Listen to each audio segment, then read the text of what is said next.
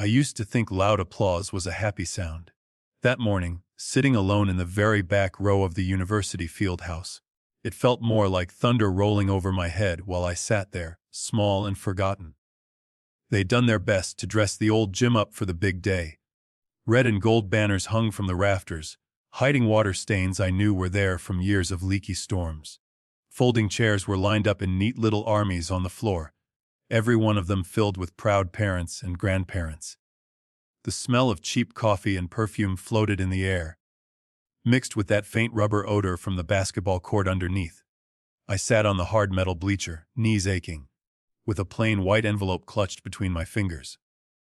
I'd pressed my suit myself the night before, the same navy suit I'd worn to weddings, funerals, and, once upon a time, my own son's kindergarten graduation. It was shiny at the elbows now, and the cuffs were a little frayed, but it was the best I had. I'd even polished my old shoes twice, trying to rub the years out of the leather. Inside the envelope was a card I'd chosen from the discount bin and a check that had taken me 3 months of careful cutting back to pull together. It wasn't much compared to what some of those folks down there could give, I knew that. But it was what I had.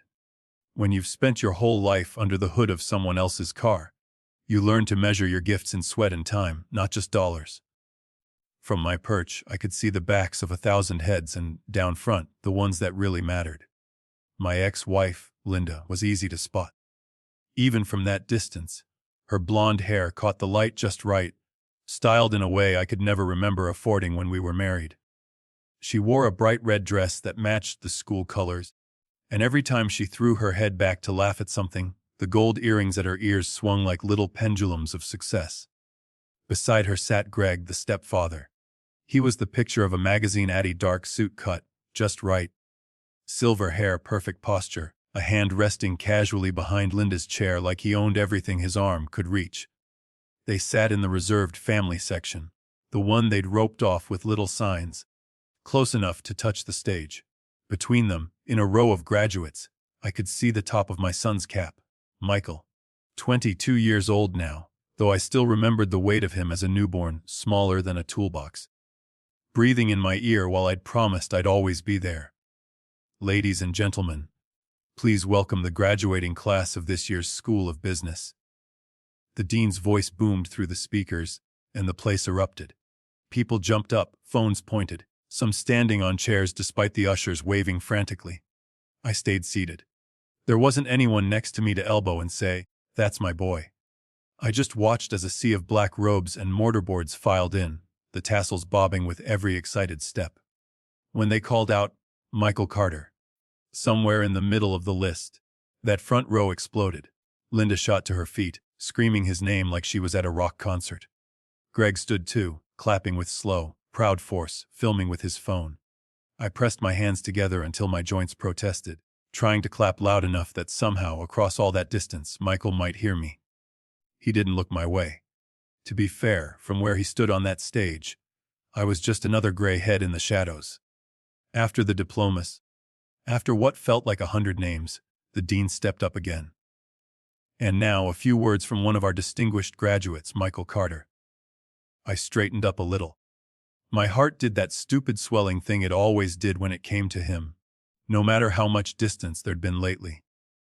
I pictured a much smaller Michael, standing on a milk crate in my garage, reciting his lines from the school play, while I pretended to tinker with an engine just so he'd have an audience. He walked up to the podium with a confidence I didn't recognize and, at the same time, knew I had helped build. He adjusted the microphone, cleared his throat, smiled that crooked half-smile that used to precede some smart elect comment when he was 12. "First," he said, voice smooth and strong, "I want to thank my incredible mom, Linda, for always believing I was meant for more." The crowd clapped. I clapped along. He wasn't wrong. She'd always believed that. Sometimes she'd said it like it meant, "More than this little life with you." But she'd been a good mother in the ways that mattered. "And," he continued, and I waited for it, "I especially want to thank my stepdad, Greg, the man who made me who I am today." It landed like a wrench dropped on concrete. My ears rang. For a second I thought I'd misheard. He's been my rock, my role model, my real father in every way that counts. Real father. The words echoed somewhere behind my ribs. The applause that followed sounded like it was coming from underwater. Down front, Linda pressed her hand to her chest, eyes wet, and looked at Greg like he'd just hauled them all out of poverty single-handed. Greg dipped his head modestly, gave the crowd a little wave. The people around them turned, patting his shoulder, nodding, admiration all over their faces. I sat there and waited for the rest. Maybe he'd say, "And my dad who taught me how to work hard." Maybe just, "And my father." Something. A crumb. Instead, he went on. When college felt like a far-off dream when money was tight, Greg stepped in. Michael said, his voice warming with every word. He believed in me when no one else saw my potential. He invested in me, not just with money, but with time, guidance, and love. Without him, I wouldn't be standing here today. My fingers dug into the envelope so hard the paper bent. Invested, believed, when no one else did. In my mind, I was back at my kitchen table 2 years earlier, pension statement spread out, calculator blinking, coffee gone cold. The pen had felt heavy in my hand as I signed the form to pull from my retirement, to refinance my little house on Maple Street. "It's for Michael," I'd told myself again and again. "He'll get the chances you never did, Ben. That's what matters."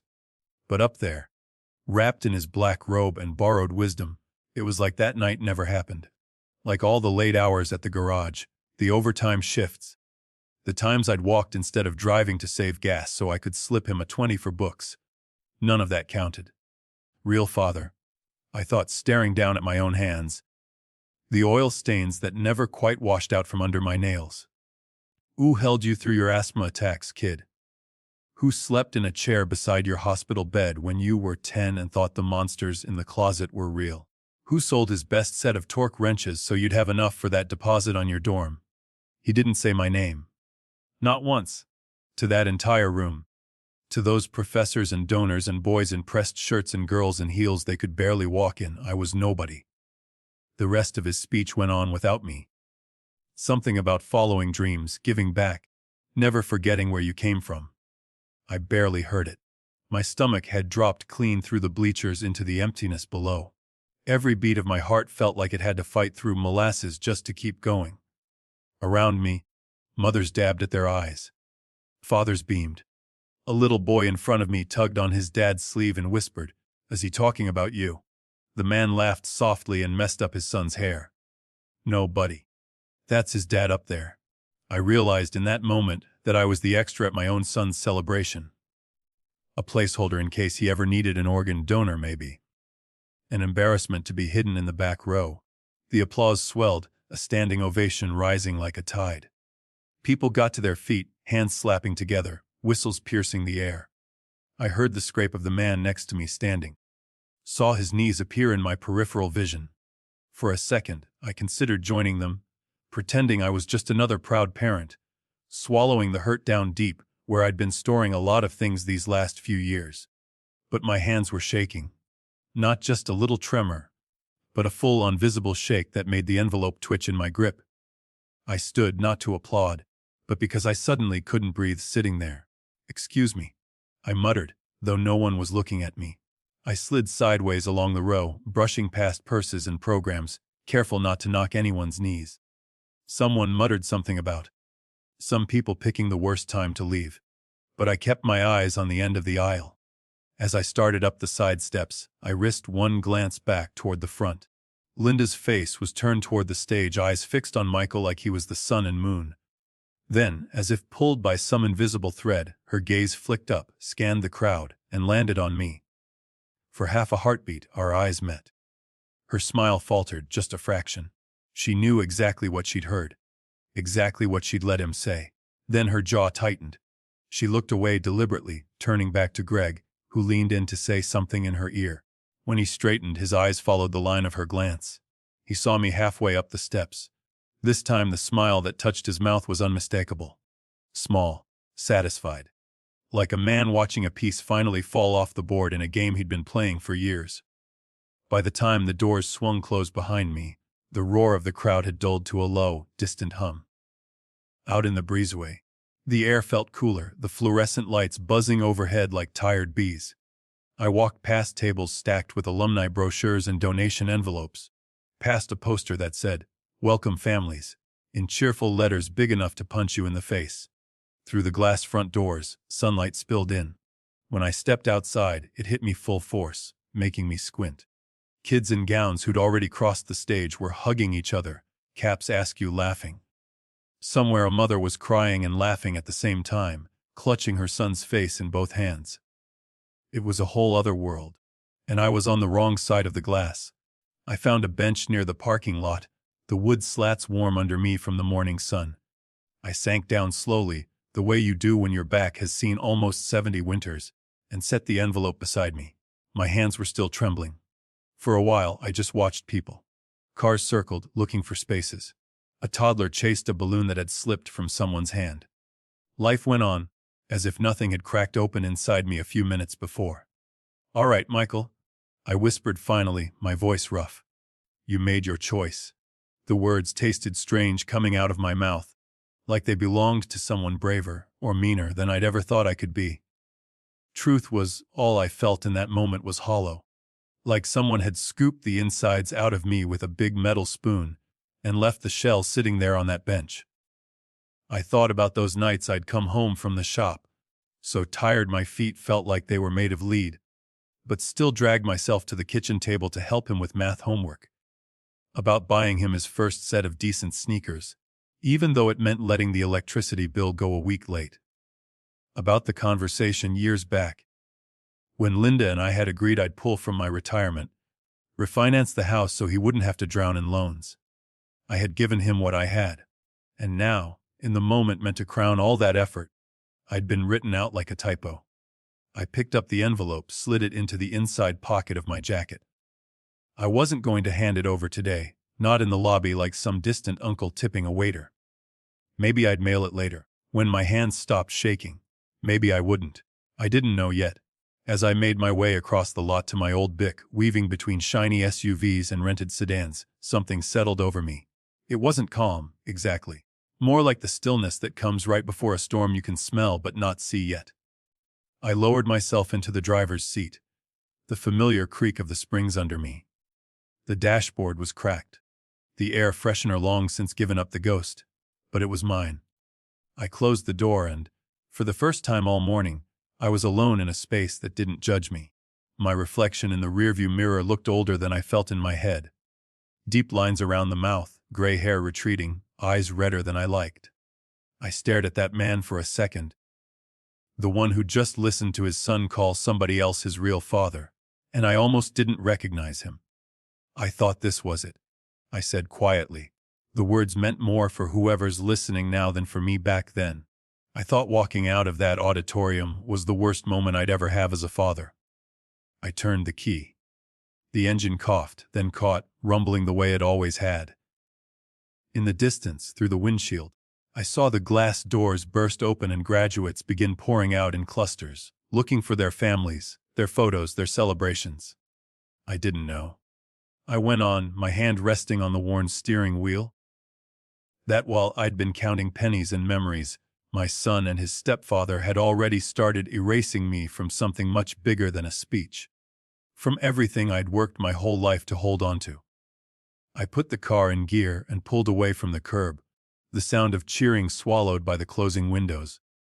Driving straight toward a truth I didn't yet know was waiting for me. If you had met us in the very beginning, you probably wouldn't have guessed it would all end the way it did. Back then, we were just two kids with calloused hands and big hopes, standing in line at a greasy spoon on our lunch break. I met Linda when I was 22 and she was 20. I was turning wrenches at a small garage off Route 7 and saving what I could, and she was working the counter at the diner next door. I remember the first time I really noticed her hair pulled up in a loose ponytail, pencil behind her ear, laughing at some old trucker's bad joke, like it was the funniest thing she'd ever heard. Her laugh carried across the room and landed right in my chest. She gave me free coffee once when my boss chewed me out so bad I could barely swallow.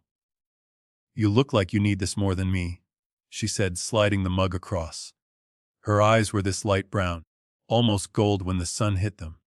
I told some stupid story about a stripped bolt. She laughed again, and that was it. We started talking on every break, then meeting after our shifts, Then we were just together. Two working-class kids who thought love and grit could plaster over any crack life threw at us. We had our wedding in the back room of that diner, if you can believe it. Borrowed lace, a sheet cake with too much frosting. My brother's old suit taken in for me. Linda looked beautiful in a simple white dress her mother had sewn. We danced between the tables while the cook whistled along to the radio. I remember thinking, as I held her hand and spun her around, that I'd somehow gotten more than my share of good fortune. When Michael was born a year and a half later, the nurse put this squalling, reed-faced little bundle into my arms, and the whole world shrank to that hospital room. He had a shock of dark hair and a crease in his tiny forehead that made him look far too serious for someone who had just arrived. I held him so carefully you'd think he was made of glass and whispered, "Hey, buddy. I'm your dad. I'm gonna be here, always." Those early years were noisy and sticky, and full of the kind of tired that settles right into your bones, but I loved them. Saturday mornings meant pancakes in a pan that had seen better days. Michael on a step stool, helping me stir while Linda hovered with a camera we could barely afford. Sunday afternoons we'd take him to the park, his small hand clamped around my finger as we navigated the jungle gym. I taught him how to ride a bike down on Maple Street, back when it still had more kids than cars. My back ached for days after trotting down that cracked asphalt, one hand on the back of his seat, heart jumping into my throat every time he wobbled. When he finally took off on his own, pedaling furiously, he looked over his shoulder, grinning so wide I thought his face would split. "Look, Dad! I'm doing it!" I laughed until my eyes watered. Life was simple. We didn't have much, but the bills got paid most months. I worked long days at the garage, came home smelling like oil and rubber, kissed Linda in the kitchen while Michael crashed toy cars on the floor. It wasn't glamorous, but it was ours. Then the factory closed. I'd picked up night shifts there to supplement the garage money, counting on that steady paycheck to maybe, one day, buy a little house instead of renting. When the announcement came down, relocation, they called it, like the jobs were just going on vacation without us. I was 35. With a mortgage we'd just taken on and a 7-year-old who thought his dad could fix anything. The garage cut my hours when folks stopped bringing their cars in for anything that wasn't life or death. I took what I could get. Odd jobs, hauling junk, fixing lawn mowers in the evenings. It never felt like enough. Linda started to look at me differently, like each unpaid bill was a personal insult. "You're smart, Ben," she'd say, flipping through a stack of overdue notices. "Why don't you try for something better than this?" She'd wave her hand in the general direction of my work boots. "This puts food on the table," I'd answer, trying to keep my voice even. "It's honest work." "I'm not saying it isn't honest," she'd snap back. "I'm saying it's not enough." I'll be honest. I didn't handle that time perfectly. Some nights, after Michael was in bed, I'd sit on the back steps with a beer or three, staring at the dark outline of the neighbor's house, wondering when exactly my best had stopped being good enough. The more Linda pushed, the more I dug my heels in. Stubborn is a family trait, and I've got more than my share. We fought about money, about my hours, about the fact that I missed one of Michael's school plays, because I took a last-minute emergency break job that meant we could keep the lights on. "You care more about those damn cars than your own son," she'd hiss. "That break job paid for the costume he's wearing," I'd fire back. Regret doesn't erase the words, even now. Through it all, I never stopped showing up for Michael. I made every game I could, sat through rainy Little League matches in a folding chair with a busted armrest, shouting myself hoarse. When his asthma flared up, I was the one pacing hospital hallways, counting the seconds between the hiss of his inhaler and his next breath. Still, the cracks widened. By the time Michael was 10, Linda had gone from disappointed to done. One afternoon, she slid divorce papers across the kitchen table between us like a bill she wanted settled. "It's irreconcilable, Ben," she said, using a word I'd only ever heard on TV. "I can't do this anymore." We worked out an arrangement. She kept the newer car. I kept the small house on Maple Street, the one we'd stretched ourselves thin to buy, on the condition that my child support payments would be a bit lower than they might have been otherwise. "You love that place," she said, and I did. 4 small rooms, a sagging porch, and a patch of yard big enough for a grill and a kiddie pool. It represented every overtime hour I'd ever worked. I swore I'd pay the mortgage if it killed me. After the judge banged his gavel and it was all official, I moved into a modest one-bedroom apartment, while some paperwork went through, bouncing back and forth between there and the house as we sorted things out. Every other weekend, I picked Michael up from Linda's new rental across town. He'd come barreling out with his backpack, chattering about video games and school, and I'd paste on a smile like my heart hadn't just been ripped in half. More than once after dropping him back off Sunday nights, I sat in my car around the corner, gripping the steering wheel until my knuckles went white, staring at the glow of living room lights.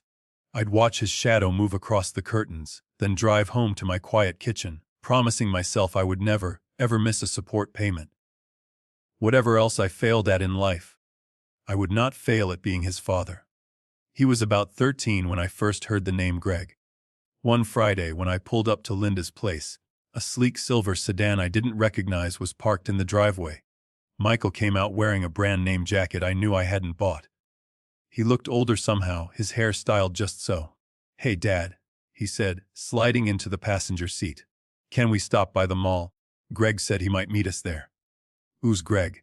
I asked, easing away from the curb. "Mom's friend," he said, avoiding my eyes. "He's cool. He works in real estate." "A real estate." That explained the car. I met him a few weeks later at a school fundraiser. I'd brought a Tupperware of brownies. Linda showed up with Greg and Tao and a check for the silent auction. He was tall, broad-shouldered, with that easy smile people develop when they've never had to worry if their card will be declined. "Ben," Linda said, a little too brightly. "This is Greg Carter. He's been helping us out with some things." Greg stuck his hand out, grip firm enough to make a point.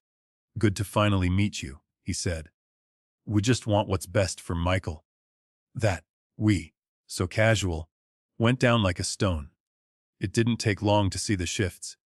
Linda's rental turned into a townhouse in a nicer part of town. Michael started coming back from their weekends, talking about restaurants I couldn't pronounce and trips they were planning for the summer. Greg took him to professional ball games, sent me pictures from seats so close to the field you could see the players sweat. Once, when I picked Michael up, he slid into my old Bic and frowned. "Dad, have you ever thought about getting a new car?" he asked. "Greg says the resale on these is terrible." I laughed, trying to make it a joke. Greg can say what he wants. This old girl's paid off. Michael shrugged, fiddling with the worn dashboard. "Yeah, but you gotta think bigger, Dad." "That's what Greg says. You gotta think bigger." The words sounded strange coming out of my boy's mouth, like he was trying on someone else's shoes. Little comments started popping up like weeds. Linda, when I mentioned taking Michael camping, would say, "Make sure you bring his inhaler. He has important things coming up. Greg says exposure to mold can be terrible at his age." Or, when I drop him off wearing a thrift store jacket, she'd smooth Michael's collar and murmur, "Your father means well, honey. He just doesn't understand these things like Greg does." One summer afternoon, when Michael was 14, he looked up from his homework at my kitchen table and asked, "Dad, are we poor?" I set down the dish I was drying. "Why do you ask that?" "Well," he said, gesturing around at the small, slightly scuffed kitchen, "Moms, we've got the big TV and the stainless steel fridge and the stuff.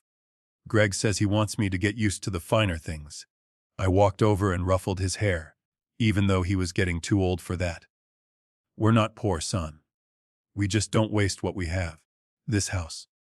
I tapped the wall with the flat of my hand. "I worked damn hard for it. It may not look like much, but it's ours. When I'm gone someday, this place will be yours. That way, you'll always have something solid under your feet." More chances than I ever did. He nodded, but there was a faraway look in his eyes that hadn't been there before Greg's car started appearing in the driveway. By the time Michael hit high school, he was clearly bright. Honors classes, debate team, teachers pulling me aside at conferences to say he could go far. "He needs to be thinking Ivy League, at least top tier," one guidance counselor said, adjusting her glasses. "He's got that kind of mind." I felt proud and terrified in equal measure. Linda practically glowed. Greg, always hovering nearby at school events now, would clap me on the back and say, "College is an investment, Ben. You gotta spend money to make money. I'll make sure Michael gets the best opportunities." There was that, again, like I was a spectator. When the brochures started coming in the mail, Linda called me over to her new kitchen. Granite countertops, shiny appliances, the whole catalog spread. "Look at these," she said, fanning out pamphlets for private schools that cost more per year than I'd paid for my house. "Greg's been talking to some people. They say these schools practically guarantee a high-paying job after graduation." I picked up one brochure, staring at the numbers. "These tuitions are something else. Greg says not to worry," Linda replied, pouring herself another cup of coffee from a machine that probably cost more than my monthly rent had back in the apartment days. "He'll take care of the big stuff." We had a conversation, just her and me, one rainy afternoon in that same kitchen. Michael was at a study group. Greg was closing a deal. "He's willing to help with tuition," Linda said, arms folded. "A lot, actually. But he thinks you should contribute too, of course." "Of course," I said, my throat suddenly dry. So I went home, sat at that old table on Maple Street, and laid everything out. Years of careful contributions to a modest retirement account. The mortgage balance, not much left but enough to weigh. The value of the house had crept up a bit. A bank down the street was happy to talk about refinancing, to unlock equity. I told myself it was a no-brainer. What good was a paid-off house if my son couldn't get through school? I pulled a specific sum from my retirement and refinanced a chunk of the house, just enough to cover a decent slice of tuition, saying my name on the line while a young loan officer with gelled hair explained interest rates like he was reading off a cereal box. When we all sat down later, Linda with her planner, Greg with a neat folder of numbers, Michael wide-eyed at the thought of leaving town, I slid my offer across the table. "This is what I can do," I said. "It's not everything, but it's a solid start." Greg glanced at the paper, nodded slowly, and tucked it into his folder. "Every little bit helps," he said, like I just offered to bring napkins to a banquet. Linda smiled thinly. "Greg's really taking the lead on the financial planning," she told Michael. "He's been so generous. We're lucky to have him." Michael turned to Greg with gratitude shining in his eyes. "Thanks, Greg. I don't know what I'd do without you." My contribution sat silent in that folder, overshadowed by Greg's promises and Linda's praise. Nobody looked my way. Nobody said, "Your dad worked real hard for that." To them, it was just expected, another bill for me to pay while the credit went somewhere else. At the time, I swallowed it. Told myself what mattered was that my son got his chance. I had my little house, my aging body, my tools. That would be enough. What I didn't understand then was how that house, those tools, and the nest egg I'd chipped away to help him would become the very things they circled, like vultures sizing up what would be left when they were done. The first time I visited Michael at college, I spent more time staring at the GPS than the road. The campus was 3 hours away, through stretches of highway I'd only ever driven past on my way to somewhere else. I'd packed the trunk with a tin of homemade chocolate chip cookies, a couple of rolls of quarters for laundry, and a small toolbox with a few basic things. Screwdriver set, duct tape, a hammer. I figured every young man in a dorm needed those even if he didn't know it yet. The parking lot was a mess of out-of-state plates and shiny SUVs with alumni stickers. I wedged my old book between two newer cars and checked my reflection in the rearview. Shirt tucked, collar straight, hair combed as best as it was going to be. The cookies sat on the passenger seat, the smell of sugar and butter filling the car. I texted him here. Building C. It took a few minutes before he replied, "Be right down." I watched kids stream in and out of the brick building, laughing, carrying backpacks and pizza boxes, calling out to each other. Eventually, Michael appeared at the top of the concrete steps. For a second he was my little boy again, squinting in the sunlight. Then he jogged down toward me, and I saw the changes up close. Sharper jawline, a light layer of stubble, the easy way he wore his university hoodie like he'd been born in it. "Hey, Dad," he said, giving me a quick one-armed hug. It was polite, but it didn't have the bone-crushing enthusiasm he used to have. "Look at you," I said, stepping back to take him in. "College man," he grinned. "Yeah, it's a lot. Come on. I'll show you my room. We climbed the stairs together. Inside, the hallway smelled like a mix of takeout and something that needed to be cleaned 6 months ago. His door was halfway down. When he pushed it open, I saw 2 beds. 2 desks, clothes on the floor, and 3 empty energy drink cans stacked like trophies. His roommate, a skinny kid with dreadlocks and an expensive-looking gaming setup, glanced up from his laptop. "Yo, is this your dad?" he asked, smirking slightly at my shirt and worn boots. "Yeah," Michael said. "This is my dad, Ben. Nice to meet you," I said, stepping in and holding up the cookie tin like a peace offering. "I brought some supplies." The roommate's eyes flicked to the cookies, then back to his screen. "Sweet," he muttered. "Thanks." I set the toolbox down by Michael's bed. "Figured you might need to hang something. Fix something, you never know." Michael nodded, distracted, already checking his phone. "Greg got us one of those all-in-one kits from Target, but more tools never hurt." My hand paused on the lid of the toolbox. "Greg, huh?"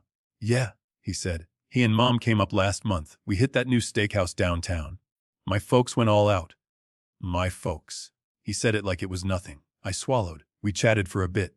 Or rather, I asked questions and he answered with short bursts, eyes bouncing between me, his phone, and the hallway. He told me about his classes. About a professor Greg had looked up on some rating website and declared a good investment. He mentioned a networking event Greg had arranged through some client's kid. Whenever the conversation brushed past money, books, meal plan costs, he waved it off. "Greg's got it sorted," he said. "Mom said don't worry." We grabbed lunch in the cafeteria. He swiped his card. I offered to pay, but he shook his head. "It's on the plan," he said, already scanning the room for friends. A couple of them stopped by our table, nodding at me with polite curiosity. One of them joked about my vintage ride in the parking lot, and they all laughed. Michael glanced at me, half smile on his face, not quite apologetic. On the drive home, the passenger seat felt very empty. The cookie tin was lighter. They'd eaten a few out of politeness. The toolbox had been left behind, tucked under his bed. Good, I told myself. He'll use it. That's what dads do. We leave them tools. The first real crack came a month later, when I made my first tuition contribution. I'd promised a certain amount each semester, planned it down to the dollar. I went to my bank, got a cashier's check made out directly to the university, and mailed it to the bursar's office with my hands shaking just a bit. Felt good in a way. Like I was keeping my end of the bargain. 3 days later, my phone rang. "Linda, did you send money to the school?" she demanded, skipping hello. "Yeah," I said, shifting the phone to my other ear. "I sent the amount we agreed on." "Why? You should have coordinated with us," she snapped. "Greg is handling all the finances. Now the payments are going to be all over the place." The office was confused. "They called me?" "The money's there," I said slowly. "Isn't that what matters?" She sighed. That exasperated noise I'd heard 1,000 times. "It's about doing things properly, Ben.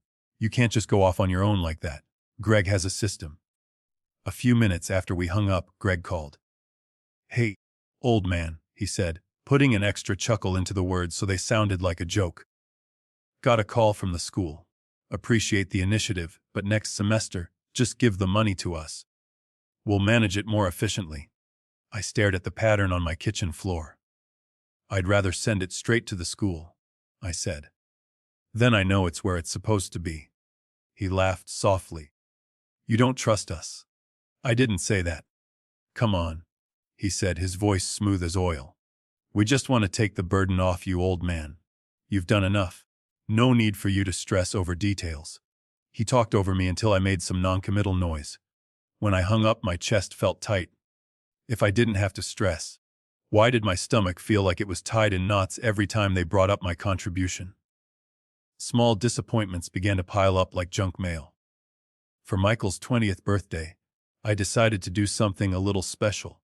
I called a week ahead, asked when he'd be in town. "I'll be home that weekend," he said. "Cool."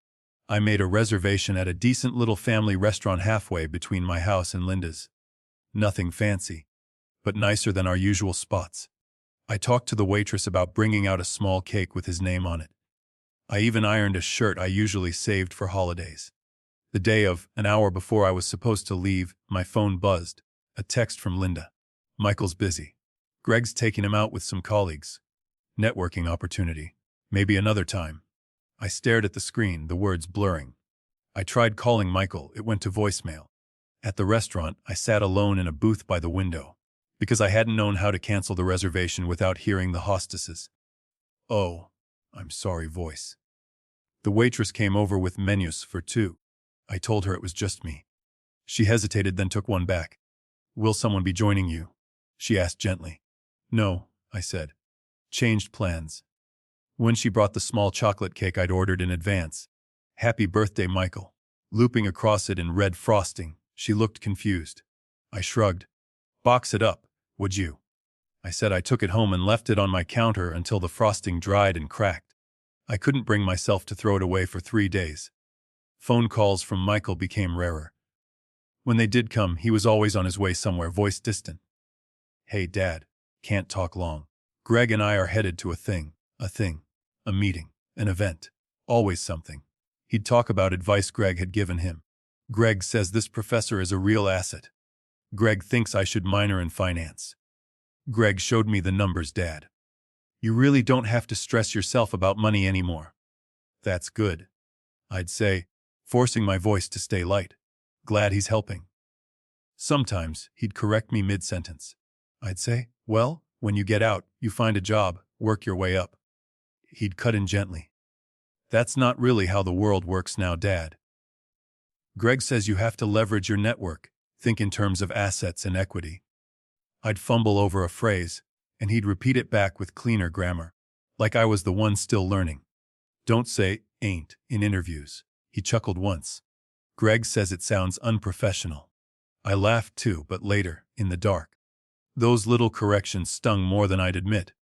The first time I heard about Greg touching my property in any way was almost in passing. Linda and I were on the phone, going over some small thing about Michael's travel schedule. "Oh, by the way," she said. "You're welcome for Greg handling your tax mess." "My what?" "Your property taxes," she replied. "You had some notices come to our address for a while, from when we used to live there. Greg's been helping, making sure you don't miss anything." I frowned. "What are you talking about?" "My property tax bills come here, to my house." She made that tusk noise. "Apparently not all of them. Anyway, it's taken care of. You should be grateful he's looking out for you." I sat down hard in my chair after we hung up. I tried to piece it together. Maybe there'd been a misprint. Maybe old mail forwarding. Still, the idea of anyone else handling my taxes without talking to me first made my skin crawl. I told myself I was overreacting. They'd always liked to make me feel a step behind. This was just more of that. But a seed of unease settled in the back of my mind, and it didn't go away. A few weeks later, Greg suggested we meet for coffee. "Just us guys," he said on the phone. "We never get to talk." We met at a place downtown with tiny tables and bigger prices. He showed up in another perfect suit, even for a Saturday, while I had on my clean work jeans and a collared shirt. "How's retirement treating you?" he asked, stirring his drink like he was in a commercial. "I'm not fully retired," I said. "Still do some odd jobs. Keeps me busy." He smiled. Sure. But you're not getting any younger, Ben. None of us are." I sipped my coffee. It was bitter and too hot. "Aren't you a couple years younger than me?" I asked. He laughed. "Details. Look, as you get older, it wouldn't hurt to have someone responsible on your paperwork, you know. Just in case." "What kind of paperwork?" I asked, though I already had a guess. "Oh, the usual," he said lightly. "Power of attorney, health directives. Makes life easier for everyone. If something happens, someone can step in, pay your bills, manage your assets. Michael shouldn't have to scramble." I leaned back, studying him. "I'm not that old, Greg." He spread his hands. "Of course not. You're in great shape. I'm just saying, it's smart to plan ahead. I've helped plenty of clients with this. We could do something simple, put you at ease. We just want to make things easier for you." "We," again with the we. "I'll think about it," I said, folding my arms. His eyes flickered, just for a second, before the smoothness returned. "No rush," he said. "Just keep it in mind." On the way home, his words rattled around in my head like loose bolts. Maybe he meant well, I told myself. Maybe this was just grown-up planning, the kind I'd never been great at. Still, every time he mentioned managing my assets or my paperwork, that knot inside me pulled tighter. A month later, an envelope from my bank showed up in my mailbox. The logo was familiar, but the return address wasn't. It looked like some central processing center instead of the branch I'd used for years. Inside was a polite little notice about confirmed contact updates and authorized third-party information access. I stared at the lines, my name printed there alongside phrases I didn't remember agreeing to. A prickling sensation crawled up the back of my neck. I'd spent most of my life trusting that if I worked hard and paid what I owed, the rest would sort itself out. Sitting there at my kitchen table, that letter in my hands, I realized other people might have very different ideas about what exactly I owed and what they could take. It started with a dizzy spell, nothing more. At least, that's what it felt like to me. It was a warm Saturday, the kind of day that makes the weeds in the yard think they own the place. I'd been out back since mid-morning, trimming hedges, hauling branches to the curb, ignoring the little twinge in my lower back that had been complaining for the last 10 years. The sun climbed higher, and I kept telling myself, one more pile, just one more. I remember standing up too fast after yanking a stubborn root, the world tilting just a little. I brushed it off, wiped sweat from my forehead with my sleeve. Should have brought water out, I muttered. But the hose was running, the hedge clippers were in my hand, and I've never been good at stopping when a job isn't done. Next thing I knew, I was sitting on the front porch steps, my heart beating too hard in my chest, a buzzing in my ears like a cloud of bees. I don't even clearly remember walking around from the backyard. My feet must have carried me on autopilot. The concrete under me was cool against my palms. The edges of my vision fuzzed a bit. "Ben, you are right there." I looked up to see Carla from next door, her grocery bags hanging off her arms, her forehead creased. She was in her late 40s, always friendly but not nosy. I tried to smile. Yeah, I said. Just got up too fast. Old man stuff. She set the bags down and came closer. "You look pale. How long you been sitting here?" I glanced at my watch, realized I had no idea. "Maybe." She shook her head. "I'm calling Linda." "That's not necessary," I protested, trying to stand. My knees wobbled more than I liked. "Just need some water." She'd already pulled out her phone. "Either I call Linda or I call an ambulance." "Pick one," I sighed. "Fine. Linda." 10 minutes later, her SUV came barreling down Maple Street like it was responding to a 5-alarm fire. She parked crooked in front of my driveway, and before the engine was even off, she'd flung open the door. Greg emerged from the passenger side, sunglasses on, looking every inch the concerned citizen. "Oh my God," Linda cried, rushing up the walk. "What happened? Carla, what happened?" "He was out here alone, looking woozy," Carla said. "I found him like this. He says he's fine, but—" Greg made a clucking sound with his tongue, like he was inspecting a car with too much rust. "You didn't call us sooner," he said to me. "You can't be out here collapsing on the porch." "I didn't collapse," I muttered. "I'm fine. Just overdid it." Linda knelt in front of me like I was a child. "You don't look fine. You're clammy." Carla cleared her throat. "He should probably get checked out. Just to be safe." Greg seized on that. "Exactly. We're taking you to the ER. That's not necessary," I repeated. But he was already in motion, helping me up by the elbow, steering me toward the SUV. His grip was firm, a little too firm. "You can argue with us in the car," he said. "Come on, old man, humor us. It's a strange thing, being treated like your body belongs to a committee." I let them bundle me into the front seat. Linda sat in the back, calling Michael as we pulled away. "Don't worry him," I said weakly. "He's probably in class or something. He's going to want to know." She snapped, fingers flying over her phone. At the emergency room, everything smelled like antiseptic and old fear. They hooked me up to a blood pressure cuff, drew some blood, made me pee in a cup. A nurse asked a flurry of questions. Any chest pain, shortness of breath, changes in memory. I answered as best I could, feeling like I was trying to pass a test I hadn't studied for. Greg hovered near the bed, arms crossed, pouncing on any word that sounded ominous. Linda sat in the corner, alternating between wringing her hands and scrolling her phone. After a while, A tired-looking doctor in his 50s came in, flipping through my chart. "Well, Mr. Carter," he said, "the good news is, for a man your age, your tests look quite good. Blood sugar's a little low, blood pressure dropped when you stood up, which likely caused the dizziness.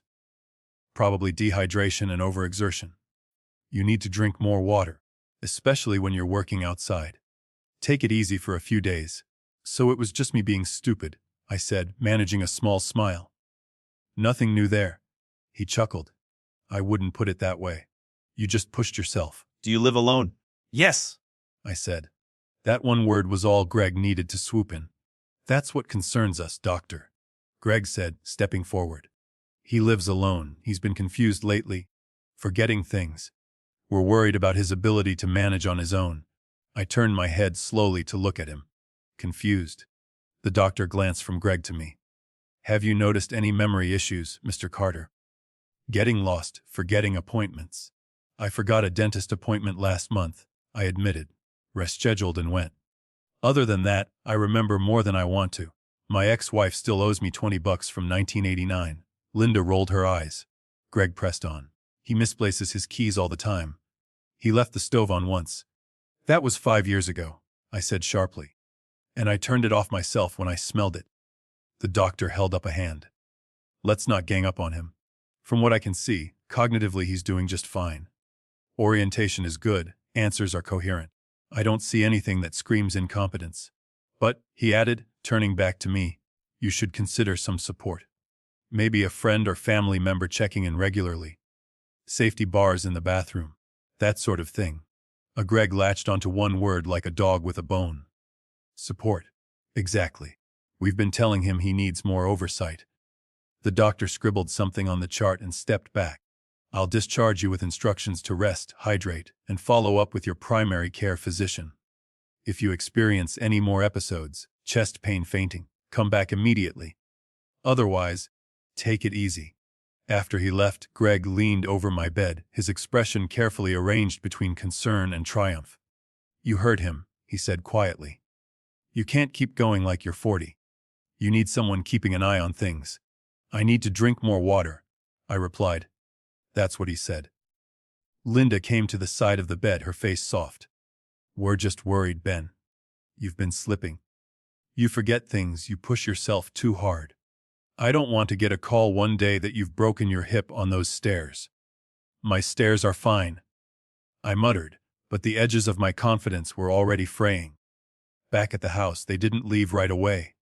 Greg marched through my front door like an inspector, glancing around with his critical real estate eye.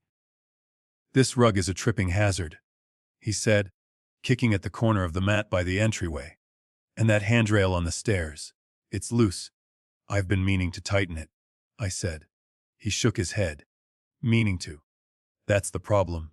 Linda trailed behind him, tutting under her breath at the mail piled on the side table, the shoes by the door, the dishes in the sink I hadn't gotten to yet. "You're not keeping up with things," she said. "This house is too much for you." "It's a house, Linda, not a cattle ranch," I snapped, more sharply than I intended. I tripped once. She flinched.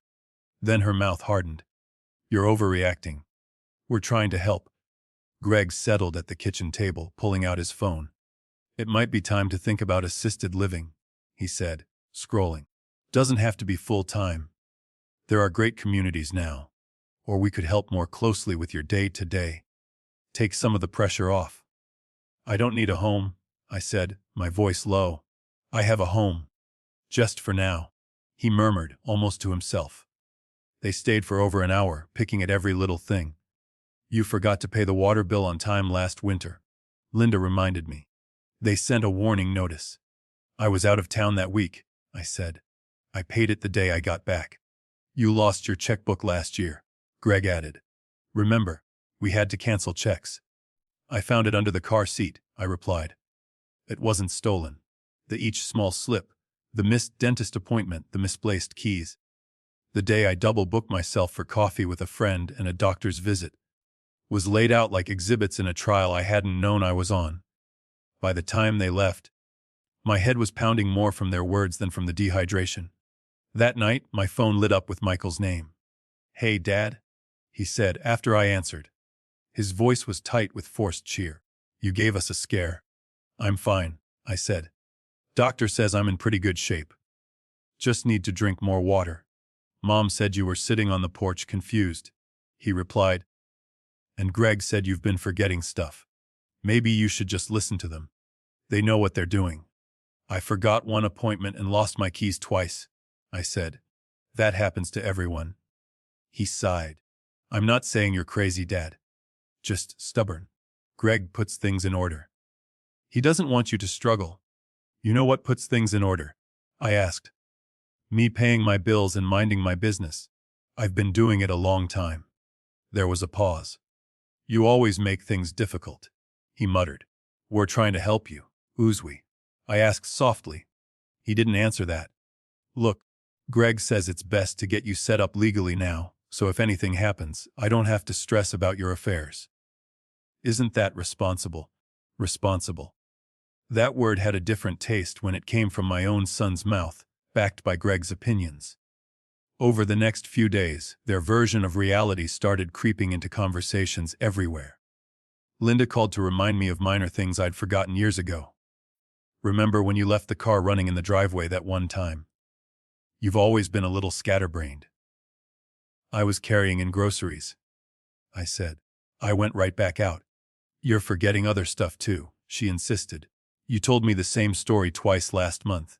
Maybe I had. Or maybe she just wanted to believe I had. A week later, Greg showed up at my door unannounced, a folder in his hand and that professional smile on his face. Don't worry, he said when I opened the door. I'm not here to drag you to the hospital. What do you want? I asked, stepping aside. He sat at my kitchen table like it was his own, spreading out a neat stack of papers. I put together some forms, he said. Health directives, power of attorney, that kind of thing. Just to make sure you're protected. I stared at the paperwork. Words like gent, authority, durable, jumped out at me, wrapped in legalese. My name at the top, blank lines below. I'm not signing anything today, I said, my voice coming out harsher than I'd planned. He held up his hands. No one's asking you to. Take your time. Read them over. Talk to Michael. He tilted his head, adding, he's worried about you, you know. Doesn't want to be blindsided if something happens. Something happens, I repeated. Like what? He shrugged, all fox modesty. Nobody wants to say the word Ben. But we need to plan ahead, that's all. You're alone here. If you fall again, if your mind starts to go, my mind is just fine. I snapped. He smiled, slow and patronizing. You say that now. Look, you'd still be in charge while you're capable. This is just a safety net. I looked at the neat black letters on the white paper, the clean lines waiting for my signature.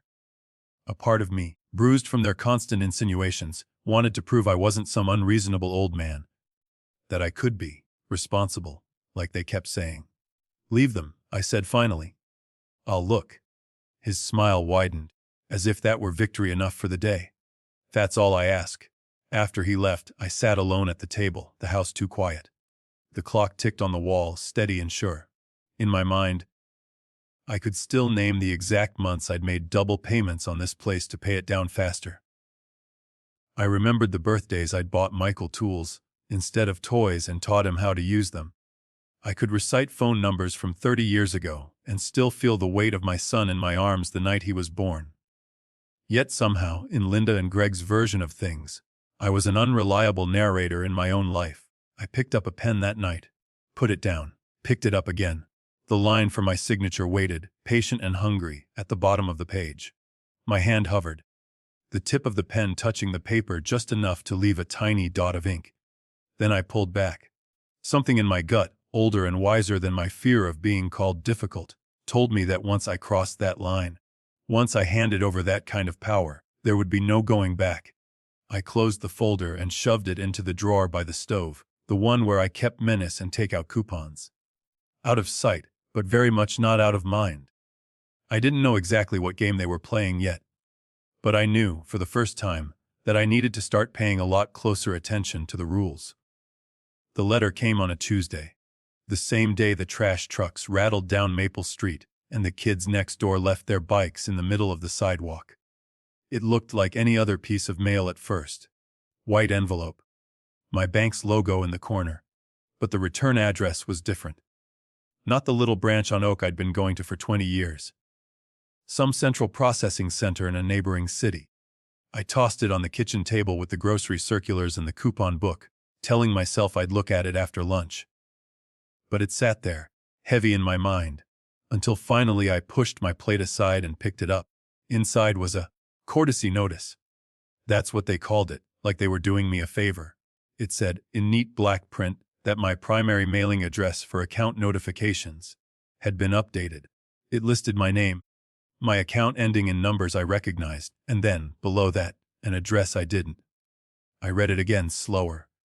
The street name rang a bell, but not because I'd ever lived there. It was the same address printed on Greg's real estate business cards, the office he was always bragging about. My stomach dropped. There was more.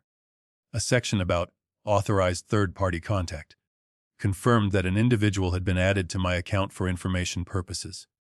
They used a lot of words to say one simple thing. Someone besides me could now talk to the bank about my money. The name listed there was Greg Carter. For a moment I just sat, the paper trembling slightly between my fingers. I tried to tell myself it was a clerical error. Some form had been misfiled, a box accidentally checked. Then I remembered Greg's casual talks about support and managing things. Linda's comment about him helping with my property taxes. And those papers still sitting in the drawer by my stove. The knot that had been living in my chest for months pulled tighter. Damn it, I whispered. I didn't call Linda. I didn't call Greg. Instead, I found myself walking next door, letter in hand, before I'd fully decided what I was going to say. Carla was on her porch, wiping down the little table where she liked to drink her coffee.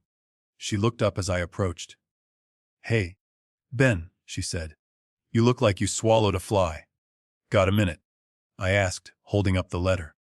I got something I don't quite understand. She gestured to the other chair. Sit. Show me. Carla worked as a paralegal for a small law firm downtown. I knew that much from neighborly chit-chat and the stack of files she sometimes lugged out of her car. She'd always treated me with a kind of warm respect, never like the forgetful old man Linda and Greg seemed intent on painting. I handed her the letter, watched her eyes move quickly over the lines. As she read, the easy half-smile she usually wore faded. Did you authorize this? She asked, tapping the address. I don't think so, I said. I mean, I signed some things when I refinanced the house a couple years back, but that was at my bank branch. Not any office of his. And I sure as hell didn't say my mail should go to Greg's office. She flipped the page over, looked for more. And this you added him as an authorized contact. I shook my head, not on purpose. Her jaw tightened. I saw something pass across her face that I recognized from my own when I saw a strip bolt. An awareness that what should fit cleanly had been forced. Do you have any other paperwork he's had you look at? She asked. I hesitated. Then I thought about the folder in my kitchen drawer and the way my hand had almost signed without my brain catching up. Yeah, I said quietly. I do. Back in my kitchen, I pulled the folder out, feeling like I was opening a box I'd buried on purpose. Carla sat down at the table, laid the documents out in a neat row, and began to read. As she went, she didn't say much at first. Her face did, though. The line between her brows deepened. Her mouth pressed into a thinner line. What? I asked finally. Don't sugarcoat it. I'm too old for that. She exhaled slowly and pointed to the top of one document. This one is a durable power of attorney, she said. See this language? It names Greg as your agent. That means he can make financial decisions for you if you're considered incapacitated. Pay bills, move money, sign contracts. I nodded, trying to play it cool even as my skin crawled. In case said something like that. In case I fell and broke my hip. She slid her finger down the page. And this part immediate and continuing authority, unless and until revoked in writing. That means the moment you sign, he has power. Not just if you're laid up in a hospital. Now, my mouth went dry. He didn't mention that. She picked up another paper. This is a transfer on death designation, she said. It would make your house pass outside of probate directly to the people named here when you die. She pointed to two names written in neat type. Greg Carter. Michael Carter. My vision blurred for a second around the edges. He put his name on it. I asked, even though I could see it right there in black and white. She nodded. And your son's. That part, at least, is typical, in a way. Parents name kids as beneficiaries all the time. But your house is your biggest asset, right? It's about all I've got, I said. The house and a little retirement. I told Michael years ago it'd be his someday. But I never said I was leaving it to Greg. Her eyes met mine. There was that softness again, mixed now with something harder. Do you realize this gives Greg the power to sell your house if a doctor says you're not fully capable? She asked quietly. I thought of the ER visit. The offhand questions about memory. The way Greg had pounced on the word, support. But the doctor said I was fine. I protested, my voice sounding weak even to my own ears. He said for a man my age, I was doing pretty well. Carla shook her head. They don't need you to be actually incapable. They just need the right words on paper from someone willing to sign it. A note about concerns over independent living, a checkbox on a form. And then, with this power of attorney, Greg could act in your best interest. She spat the last phrase like it tasted bad. I sat back in my chair. The room felt smaller, like the walls had moved in a few inches. Memories fired off in my head, one after another. Greg insisting on taking me to the ER. Greg talking over me when the doctor asked about confusion. Linda listing every tiny mistake I'd made in the past decade. Michael on the phone, saying, Greg says it's best to get you set up legally now. None of it had been about my health. Not really, it had been about building a case. And this letter from the bank. I asked, clearing my throat, how does that fit in? Carla pulled it closer. If your mailing address for notifications is his office, she said, then statements, late notices, anything like that might go to him first. He can see if you've missed payments, if there's equity to borrow against. See this line about third-party information access. He can call and ask questions, maybe even request changes. Claim he's acting under this power of attorney. She tapped the edge of the folder. You didn't sign these yet, right? I shook my head slowly. No, I almost did. But something felt wrong. Good, she said. That gives us time. The word us floated there between us, unexpected and strangely comforting. Carla, I said, how deep does this go? Am I just being paranoid or? She took a breath. Look, I'm not a lawyer. I'm just the one who pushes the paper around. But I've seen this pattern before. Middle-aged kids or second spouses convincing older people that they're doing them a favor by streamlining things. Sometimes it's innocent. Sometimes, she glanced at Greg's name on the page. Sometimes it's not. I swallowed hard. My son's name is on there, I said. Michael. He had to know something. Not necessarily everything, she said gently. Greg could have framed it as protecting his inheritance, making sure things don't get tied up in court. But he signed here too. She pulled out her phone, snapping a couple of quick photos of the documents. Do you mind if I show these to my boss? She asked. No names yet, just the situation. He's old school, but he hates this kind of thing. I nodded. Please. I don't know what to do with any of this. First thing, she said. Don't sign anything else. Second, we check if anything's already been filed. Deeds, lay-ins, whatever. There's a public records search we can do at the county clerk's office. The rest of that day passed in a kind of heavy fog. Carla left with copies and promises to call. I sat at the kitchen table long after the light had changed, the papers still spread out in front of me like a crime scene. I thought about every time I'd told Michael, when I'm gone, this house is yours. How I'd pictured him bringing his own kids to visit, running their hands along the same stair rail I'd sanded and stained with my own 2 hands. Every sacrifice I'd made, skipping vacations, brown bagging lunches, taking double shifts, had always been tied to that one simple vision, leave the place to my boy. Now I saw Greg's clean, greedy fingerprints all over that dream. 2 days later, Carla called. Can you come by the office? She asked. My boss wants to talk to you. We found some filings. At the law firm, everything smelled like old books and toner. Carla introduced me to Mr. Diaz, a gray-haired man with kind eyes behind thick glasses. He shook my hand firmly, motioned for me to sit. Carla told me a little about your situation, he said. We did some quick checking at the county recorder's office. He pulled out a printed document and laid it on the desk.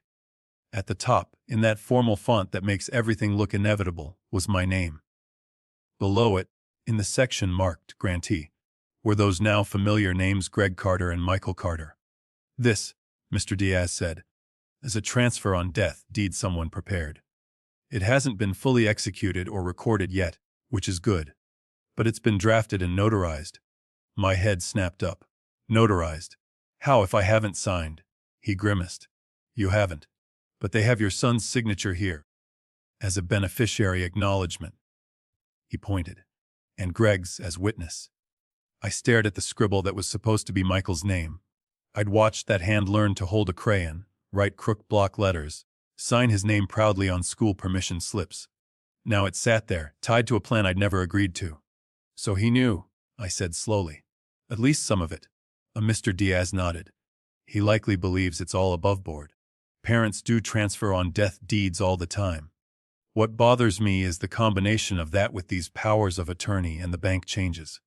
Taken together, it gives Greg a lot of control. If you'd had one more incident, and a cooperative doctor, they could have argued you were no longer fit to manage your own property. And then? I asked, though I already suspected the answer. And then Greg, as your agent, could decide it was in your best interest to sell the house, he said. Move you into assisted living, use the proceeds to support your care. Realistically, that would also mean a lot of that money benefiting him and your son. I felt something in me sag like an old beam finally giving way. Nausea rose up my throat. I pressed a hand flat against my chest, as if I could keep my heart from falling out. All those times Greg had smiled at me over coffee, calling me old man, like it was a term of endearment. Every remark about how the house was too much for you. Michael's casual, Greg showed me the numbers, Dad. It all rearranged itself in my mind, snapping into a pattern I didn't want to see. So what do? I asked, my voice rough. Call my son and ask him why he signed on to help steal his father's roof. Mr. Diaz shook his head. Not yet. Right now you're still in control, Mr. Carter. You're competent, you're here, and you haven't signed away your rights. That's your strongest position. We can help you revoke any authorizations the bank might have on file, notify them in writing to remove Greg as a contact. We can also prepare our own documents, your power of attorney, your healthcare proxy, with someone you actually trust. Someone I trust, I repeated, glancing at Carla, who gave a small nod. And that deed? I asked. We'll put a stop to any attempts to record it without your signature, he said. If anyone tries, there will be a paper trail. Judges don't like that kind of funny business with elders' property. The word, older, stung more than I wanted to admit. But hearing that there was something I could do, some way to shove back, lit a small spark inside me. On the way out, Carla walked me to the door. I'm sorry, she said quietly. I know this is a lot. I swallowed, felt my throat burn. Thank you, I managed, for believing me. For not talking to me like I'm losing it. She smiled, a little sadly. You're not crazy, Ben. You're being targeted. There's a difference. At home that night, I sat in my chair, the house around me feeling different. Not smaller now, but like a fortress I needed to reinforce. The walls I'd painted, the floors I'd refinished, the porch I'd rebuilt twice. It wasn't just lumber and drywall. It was my life, stacked and nailed together. I thought of Michael, the boy who once asked if we were poor, the teenager who'd bumped his head on the low basement beams, helping me fix a leaky pipe, the man who had stood on a stage and thanked another man for investing in him. Maybe in his mind, signing those papers was just another way of being responsible, of doing what Greg said was smart. Maybe he'd told himself it was for my own good. That didn't change the fact that my name, my future, had been shuffled around like a line item on some balance sheet. Something hardened in me then. Not hatred. I don't think I'll ever be able to hate my own son. But a line. A boundary I hadn't known how to draw until someone else tried to walk right over it. I wasn't some doddering fool they could quietly push into a corner while they measured the square footage of my living room in dollar signs. I had built this life. I had made sacrifices they'd conveniently forgotten. And I wasn't going to stand by and let them take what little I had left without a fight. They'd underestimated me, The way people often underestimate the man with dirt under his nails and no college degree. That was their first mistake. Their second was leaving me just enough time to realize it. Mr. Diaz had a way of looking at you that made you feel like you were in a witness box and sitting at his kitchen table at the same time. No nonsense, but not unkind. When I went back to his office after that first shock with the deed, the fear that had been gnawing at me had settled into something else. Not calm, exactly. More like when you finally stop bleeding and start thinking about how to patch the wound. He motioned me into the same chair as before, papers already stacked in front of him. Carla slipped in quietly and sat off to the side with a legal pad. "All right, Mr. Carter," he said, folding his hands. "I've had a chance to look more thoroughly at everything Carla brought me. Before we talk about what to do, I want you to understand something." I braced myself. "You're not helpless," he said. "As long as you can walk in here, tell me your name, where you live, and what day it is, the law still listens to you. Do you understand?" I felt something ease in my chest I hadn't realized was clenched. "Name's Ben Carter," I said. "I live on Maple Street, and it's Tuesday. Feels like it anyway." He smiled faintly. "Good enough. Now, here's where we are. Greg doesn't have a fully executed power of attorney over you. Yet. He's drafted documents. He's stuck his name onto bank contacts without your clear say-so. He's prepared a transfer on death deed. But you haven't signed away your rights. That means we can move first." "Move how?" I asked. "First," he said, pulling a fresh set of forms from his drawer, "we revoke anything that gives him even a toehold." We spent the next hour going line by line. He dictated, Carla typed. A. Revocation of any and all powers of attorney previously granted to Greg Carter. A formal notice to the bank instructing them to remove Greg as an authorized contact and restore my address for all correspondence. A letter to the county recorder putting them on notice that no deed regarding my property was to be recorded without my in-person verification. "Will they listen?" I asked, signing my name over and over until my hand cramped. "They have to," he said. "This is the law talking, not just some old-fashioned courtesy. We'll send these certified, keep copies. Paper is your friend right now." That phrase stuck with me. Paper is your friend. Funny, because it was paper that had nearly cost me everything. He leaned back. "Now, the next piece is your own planning. Not what Greg wants. What you want." I frowned. "My will." He nodded. "Do you have one?" "Had something, Linda and I whipped up at a strip mall notary 20 years ago." I admitted. "Before the divorce. Before Greg. Haven't looked at it since." He made a face. "Then right now? The state would likely treat a lot of things in ways you wouldn't like. And your ex-wife's influence might sneak in where you don't expect it. I recommend we draft a new one. Clean slate." "What's the point?" I muttered. "If my own son's willing to sign on for this kind of scheme, maybe he doesn't deserve a dime." The words surprised me as they came out. Saying them felt like taking a sledgehammer to my own chest. Mr. Diaz watched me quietly. "That's for you to decide," he said. "Some clients cut family out entirely after situations like this. Others put conditions. If X, then why others leave something symbolic but put the bulk into a trust or charity or in the hands of someone they trust more as executor." Carla spoke up softly. "You could, for example, say Michael only inherits if he hasn't been involved in legal action against you, or if he's complied with certain wishes.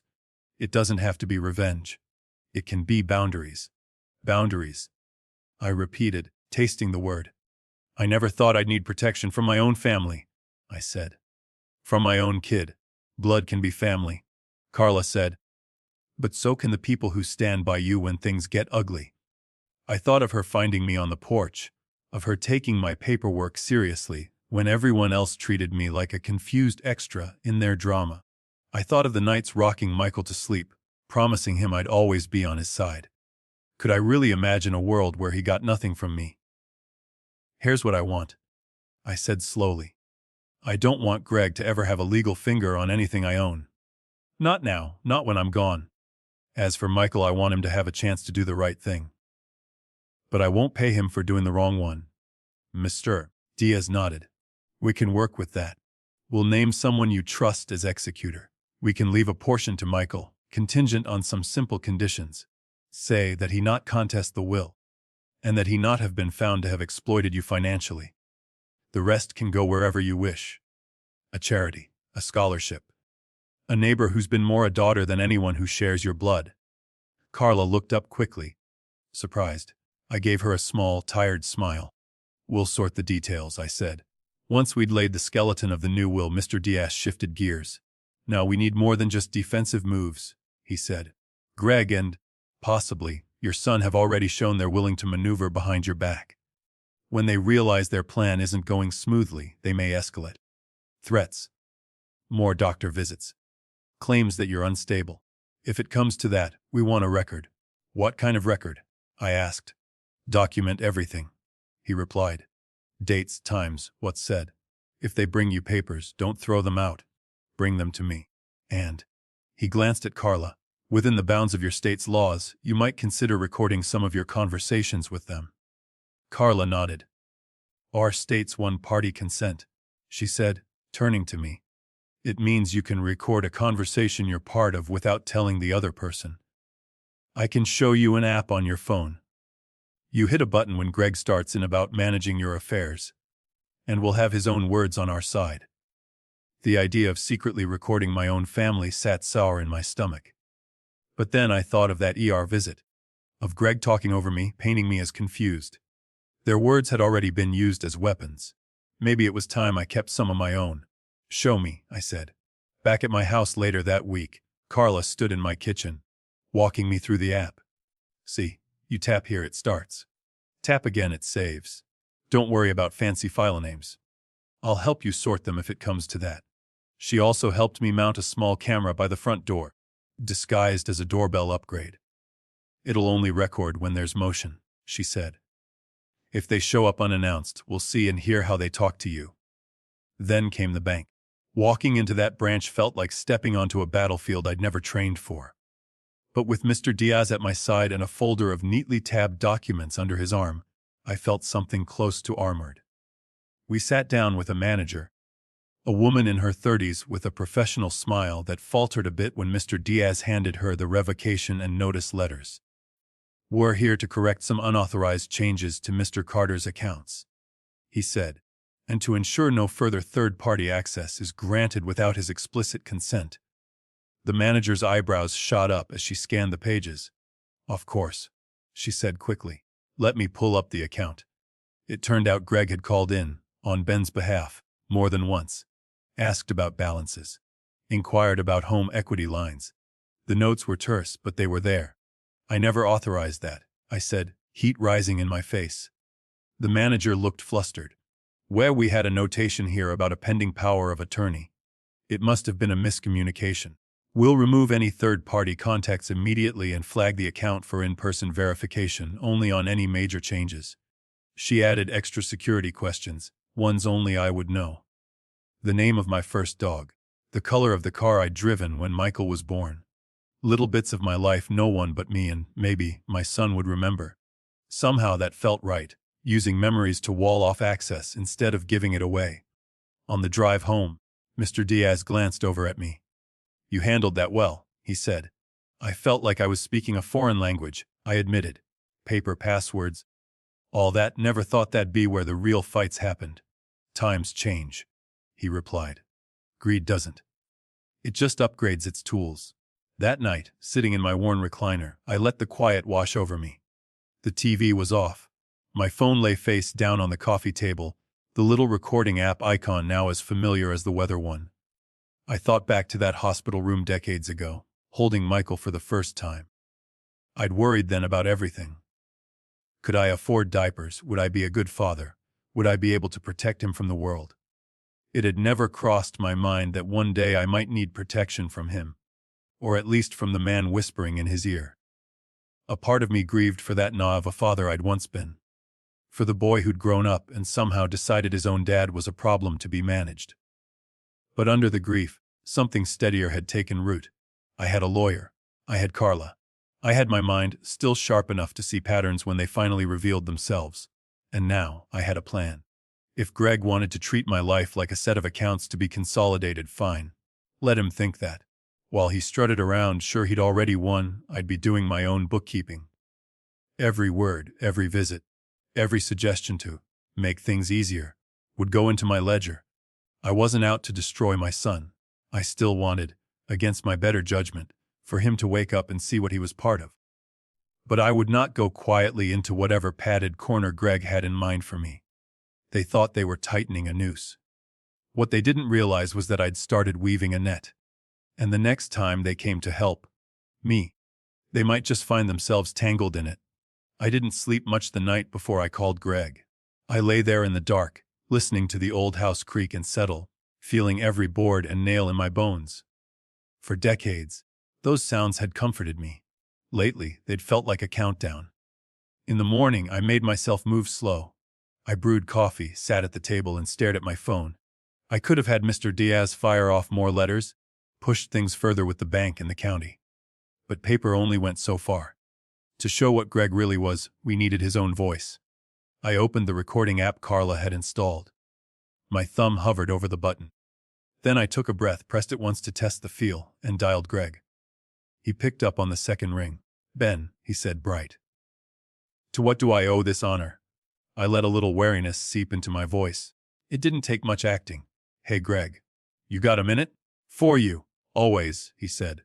"I've been thinking." I began, letting a pause stretch. "About what you said. About planning ahead. Maybe you were right. Maybe it's time we talk about the future. Get my affairs in order." On the other end, there was a brief, telling silence. Then that smooth tone poured back in. "I'm glad to hear you say that. It's the responsible thing. You want me to come by?" "If you could," I said. "There's some things I don't quite understand. I'd feel better if you walked me through them. House, money, all that." He was at my door 3 hours later, wearing another one of those perfect suits, like we were closing on a skyscraper instead of a crooked little house. The doorbell camera blinked to life when he stepped onto the porch. I wiped my palms on my jeans, tapped the recording app in my pocket, and opened the door. "Hey, old man," he said, leaning in for a half hug I didn't return. "You look better. Hospital must have scared you straight." "Come in," I said. We settled at the kitchen table, same spot he'd spread those forms out before. This time, I let him take the lead. He pulled a fresh folder from his leather bag, the edges of the papers too crisp, too prepared. "So," he began, steepling his fingers. "What changed your mind?" I shrugged, looking down at my hands. "Been thinking about what you and Linda said. Falls. Forgetting things. I don't want to be a burden. Figured maybe you could explain it all again. Slow. So I know exactly what's going to happen if I can't manage on my own." He smiled, obviously pleased. "Of course. That's smart, Ben. Very smart."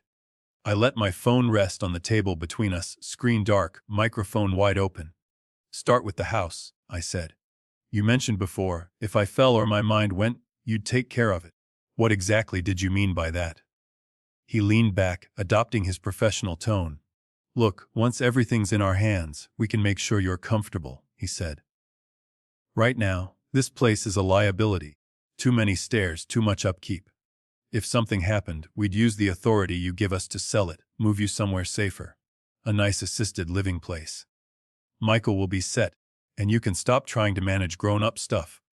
You'll just relax. In your hands." I repeated. "Sure," he said, warming to his theme. "We're already set up mostly. Once the paperwork's finished, the bank, the county, they'll all know to deal with me. You won't have to worry about missed payments, late fees, any of that. We'll be able to sell this place if needed, invest the proceeds. Make the money work instead of letting it rot under this roof." "And Michael?" I asked, trying to keep my voice even.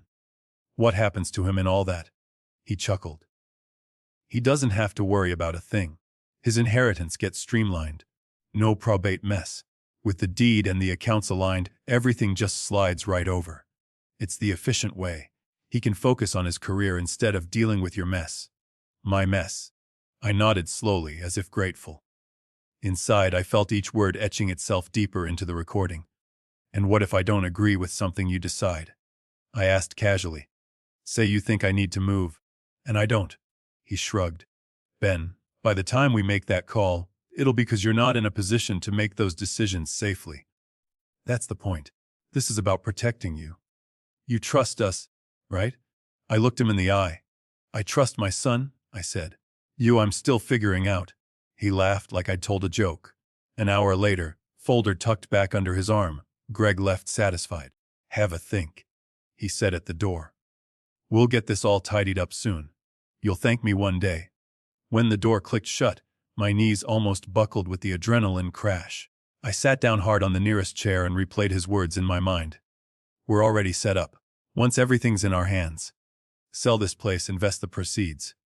Michael won't have to worry. Every line exactly what Mr. Diaz had guessed he'd say. Now, we had it in Greg's own voice. A week later, Linda came by on a Sunday. I'd expected her. She'd texted that morning. We're dropping in. Need to talk. The this time turned out to be just her. Greg was busy with a showing. I hit the recording app as I heard her heels on the porch, then opened the door. You look pale, she said, stepping inside without waiting for an invitation. Are you eating? Come on in, Linda, I said drily.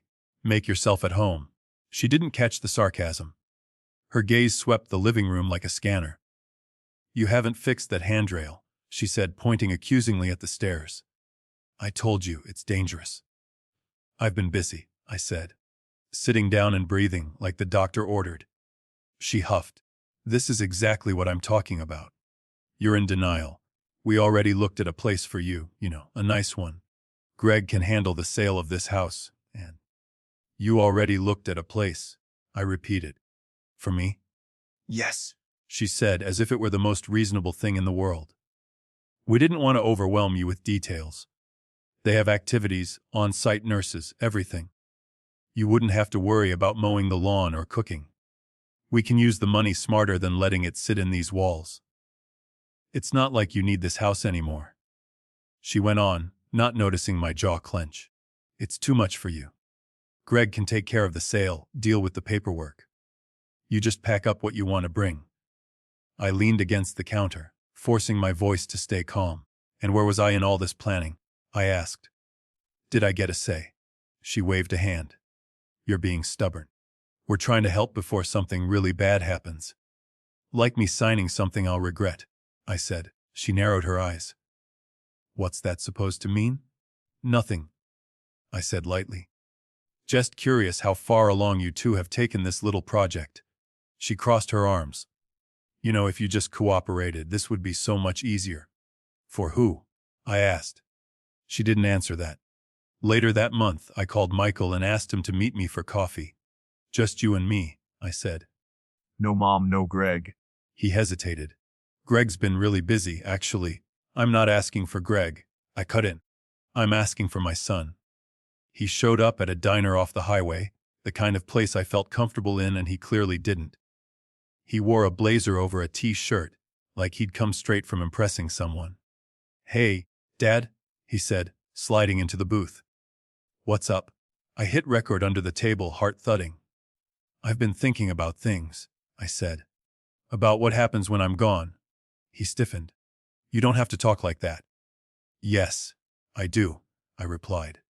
You're my only child. You should know what I'm planning.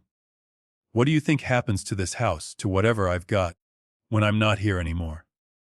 He relaxed a fraction, clearly relieved we were on familiar ground. Greg's got everything in order, he said. You don't have to worry. He says between the deed and the accounts, it'll all transition smoothly. No court, no drama. Greg says. I repeated quietly. What do you say, Michael? He frowned, picking at a sugar packet. I say it's smart. I've seen friends deal with messy estates. It's a nightmare. This way, it's all in one place. Greg knows what he's doing. Honestly, Dad, you're being stubborn. Just trust him. Did you sign anything? I asked. At a notary, maybe. About the house. About me. His eyes flicked up, then down. Why? Because? I said, keeping my voice as gentle as I could. Piece of paper with your name on it showed up at a lawyer's office. I want to hear from you what you think you signed. He shifted in his seat. Greg explained it. He muttered. It's just so things don't get complicated. Standard stuff. You're overreacting. So you did sign, I said, without asking me. He bristled. I don't need your permission to help you, Dad. Greg's walked me through all of it. You act like we're trying to hurt you. I looked at him, really looked at him. searching for the scared boy under the man parroting someone else's words. He wouldn't meet my eyes. I just want to be clear, I said quietly. You're okay with Greg having the power to sell my house if some doctor writes the right words on a form. It's for your own good. He snapped. You won't listen to reason. We finished our coffee in near silence. He left quickly, checking his phone before he even reached the door. I sat there a long time after, the recording app still running, capturing the clink of dishes and the low murmur of strangers. Back in Mr. Diaz's office a week later, Carla and I laid out our collection on his desk: bank notices, Greg's drafted documents, the county findings, and now, the recordings. We listened together, the three of us, to Greg's silky explanations, to Linda's casual, "We already looked at a place for you," to Michael's wary, "Greg's got everything in order." Hearing it all laid out, one after another, was like watching a slow-motion car crash from the outside. Mr. Diaz finally leaned back, removed his glasses, and rubbed the bridge of his nose. "This is more than enough to show intent," he said. "If they push you again, if they try to rush anything through, we have a solid story to tell a judge, and possibly a prosecutor, about attempted financial exploitation." "Do we wait for them to make the next move?" I asked. He shook his head. "No, we control the stage. You mentioned that Greg thrives on being in charge, on being the fixer. Let's invite him to what he thinks will be his victory lap." I frowned. "How?" "We'll set a meeting here," he said, patting his desk. "You tell them you're ready to formalize your affairs, sign whatever they think still needs signing. Invite Linda. Invite Michael. They'll come expecting to close the deal. Instead, they'll find the tables turned." A strange calm settled over me as he outlined the plan. Carla would coordinate the notices we'd already sent, making sure they were in the file. Mr. Diaz would prepare my new will and powers of attorney, ready for signature that day. We'd have copies of the recordings queued up, ready to play if needed. "You're sure about this?" Carla asked me gently as we left the office. "It's going to be a lot." "I'm sure," I said. "I've spent months being the confused old man in their script. It's time they see I've been reading ahead." That night, sitting alone in my kitchen, I dialed Linda first. "Hey," I said when she picked up. "I've been thinking. Maybe Greg was right. Maybe we should all sit down with a lawyer and get things finalized. Make life easier for everyone." I could hear the smile in her voice. "I knew you'd come around," she said. "I'll tell Greg. He'll be thrilled. Michael too. Tell them to clear their calendars." I replied. "Next Thursday, 3 o'clock. Mr. Diaz's office downtown. He comes highly recommended." I hung up and stared out the window at the fading light over my little yard. Somewhere inside me, the scared, hurt father still ached. But he wasn't alone anymore. The man who'd built this house, who'd worked himself raw for years, had woken back up. I'd invited them to what they thought would be my surrender. They had no idea they were walking straight into their reckoning. Mr. Diaz's conference room was the kind of space meant to make people tell the truth. No fancy art, just law books, a solid oak table, and chairs that didn't let you slouch without feeling it. Carla sat near the end with a legal pad, her pen already uncapped. I sat on one side of the table, hands folded, the new documents in a neat stack in front of me. I heard them before I saw them. Linda's bright, too loud laugh echoing down the hallway, Greg's lower murmur, Michael's quieter voice in between. A second later, the door swung open. "Dad," Michael said, smiling, walking toward me with his hand out. "You're looking good." Linda swept in behind him, perfume arriving a half-second before she did. "You look better than the last time we saw you," she said. "Maybe all this stress will finally be off your shoulders after today." Greg closed the door behind them like he owned the place. He wore a navy suit I hadn't seen before. Tie knotted just so. Confidence radiating off him like cologne. "Ben," he said, moving around the table to clap me on the shoulder. "Big day. You're doing the right thing." I caught Mr. Diaz's eye over Greg's shoulder. He gave the slightest of nods, then stood, smoothing his tie. "Good afternoon," he said. "I'm Carlos Diaz. Thank you all for coming. Please, have a seat." They settled opposite us, Greg in the middle, Linda to his left, Michael to his right, like he'd arranged his own little council. Greg immediately began talking. Ben tells us you'll be handling the paperwork to get his affairs in order, he said. We've already prepared some documents, of course. Just need your stamp on them, I imagine. Mr. Diaz smiled politely. We'll get to the documents in due time, he said. First, I want to be clear I represent Mr. Ben Carter here. My duty is to his wishes and his legal protections. Greg waved a dismissive hand. Of course, that's why we're here. To protect him. Good, Mr. Diaz said. Then you'll have no objection to us going over a few housekeeping items before we discuss any future plans. He picked up the first paper. Mr. Carter, as of last week, you executed this revocation. Correct. He slid it toward me. I glanced at it, my own signature at the bottom, dated and notarized. That's right, I said. And this, he continued, setting another document beside it, is the updated notice we sent to your bank, removing Mr. Greg Carter as an authorized contact and restoring your home address for all communications. You signed that as well? Wes, I said steadily. Greg's smile faltered. What do you mean, removing? He asked. He already signed it. Mr. Diaz cut him off, his voice calm. No, Mr. Carter. He did not. You drafted documents. You added yourself as a contact with less than clear authorization. But as of now, any supposed authority you thought you had over Ben's accounts or property has been formally revoked. The bank has confirmed the changes. Linda blinked.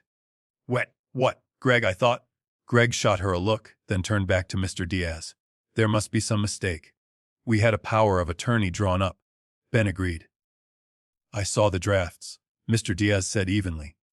What you had was a set of documents that would have given you sweeping control over his finances the moment he signed. Fortunately for Mr. Carter, he didn't, and even if he had, he's fully competent and has every right to revoke. He let that hang there. Greg's jaw tightened. That's not how we discussed it, Greg said, his tone cooling. Ben, tell him. You said you wanted us handling things. I looked across the table at him. His eyes searched my face, looking for the pliable, confused old man he'd been rehearsing this within his head. I said I wanted help understanding. I replied quietly. Not to hand you my life on a clipboard. He opened his mouth, but Mr. Diaz spoke first. Let's move on, he said, reaching for a small remote. Because the misunderstandings don't stop at the bank. He clicked a button. A small speaker on the credenza behind him hummed to life. Greg's voice filled the room, unmistakable, smooth and confident. Once everything's in our hands, we can make sure you're comfortable. Right now, this place is a liability. Too many stairs, too much upkeep. If something happened, we'd use the authority you give us to sell it, move you somewhere safer. A nice assisted living place. Michael will be set, and you can stop trying to manage grown-up stuff. Color drained from Linda's face. Michael's eyes went wide. What is this? Greg demanded. Another click. Linda's voice joined his, sharp and familiar. We already looked at a place. Greg can handle the sale of this house. It's not like you need this house anymore. It's too much for you. We can use the money smarter. Silence followed, thick and heavy. You could hear the hum of the fluorescent lights. Linda turned slowly toward Greg. You said this was just to help, she hissed. You told me it was about his safety. It is. Greg snapped. This is being taken out of context. Mr. Diaz folded his hands. The context, he said, is that you were making plans to sell Mr. Carter's home and relocate him against his stated wishes, using a power of attorney he hadn't signed and a bank access he hadn't knowingly granted. That's not true, Greg said, though his voice had lost some of its polish. We were trying to protect him. These are normal precautions. Plenty of people do this for their aging parents. Plenty of people don't change bank addresses to their own offices without telling them. Mr. Diaz replied. Or draft deeds transferring property to themselves and the son while pushing a narrative of incompetence onto doctors. Or speak about everything being in our hands and streamlining inheritance while the person you're supposedly helping sits in the dark. He picked up another sheet, slid it across to Michael. You recognize this? He asked. Michael looked down. It was the notarized transfer on death deed. His own signature stared back at him from the bottom alongside Greg's. He started. Greg said it was standard. That it was for when Dad was gone. So it wouldn't get tied up. You thought what? I asked softly. My voice sounded older than I felt, that I didn't need to know who was already writing my name on the line for when I'm dead. He swallowed hard, eyes flicking from the document to my face and back. I trusted Greg, he said weakly. He said you needed this. I leaned forward, hands flat on the table. The anger that had been simmering in me for months rose, hot but controlled. You tried to declare me incompetent on paper, Greg, I said, holding his gaze. The only incompetent thing here was thinking I wouldn't notice. He scoffed, a brittle sound. This is paranoid. You're twisting everything. We've been cleaning up your messes for years. Paying attention when you forget things. Lining things up so Michael doesn't have to deal with chaos later. Is that what selling my house out from under me is called now? I asked. Cleaning up, Mr. Diaz cleared his throat. Let me be blunt, Mr. Carter, he said to Greg. Under our state statutes, what you've been attempting could easily be construed as financial exploitation of an elder. We have your words, your drafts, your unauthorized bank access, and your attempts to lay groundwork with medical professionals about Mr. Carter's supposed incompetence. We have more than enough to raise eyebrows at the district attorney's office. I suggest you tread very carefully. Linda's hand flew to her mouth. Financial exploitation, she repeated, horrified. She turned fully on Greg now. You told me this was just planning. You didn't say anything about changing bank addresses or all this. He rounded on her. Don't play innocent, he snapped. You were all for getting him out of that death trap of a house. You picked out brochures. That's not the same as stealing his house, she shouted. You said he'd be taken care of, that everything would just transfer. You didn't say you were sneaking around changing things. Mr. Diaz let them bicker for a minute.